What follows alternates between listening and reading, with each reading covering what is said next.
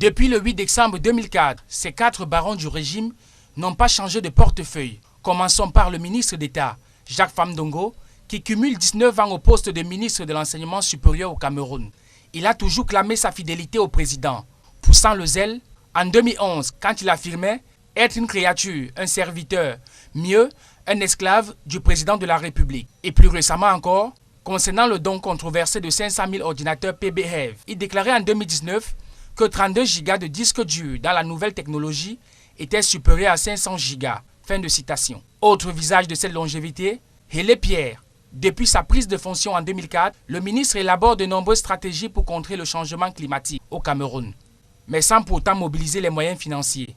Devant les parlementaires, Hélé Pierre plaidait en 2011 pour l'augmentation du budget de son département ministériel, afin de mener des actions fortes pour le reboisement de 12 millions de terres dégradées au Cameroun.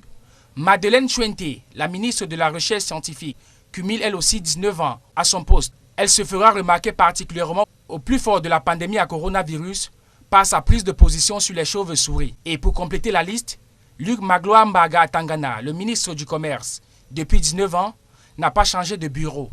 Il a fait de la stabilisation des prix son principal cheval de bataille, mais n'aura pas pu équilibrer notre balance commerciale et imposer une véritable politique du Made in Cameroun. Après autant de longévité, comment comprendre le rapport efficacité? Techniquement, sur le plan managérial, lorsqu'on a fait 10 ans à un poste, ce qui est évident, c'est qu'on devient contre-productif. Alors là, je pense qu'on ne peut plus être très efficace lorsqu'on a, par exemple, fait 10 ans à un poste comme celui de ministre de la République. Ce qui est évident, c'est qu'il faut essayer de voir ailleurs, revoir d'autres innovations pour apporter justement quelque chose de bien pour le changement au pays. Parce que allons questionner leur performance sur le champ politique. C'est parce qu'en réalité, ils pourraient avoir un rendement sur le plan politique que le chef d'État estime qu'ils sont là, ils jouent un rôle et ils méritent leur place.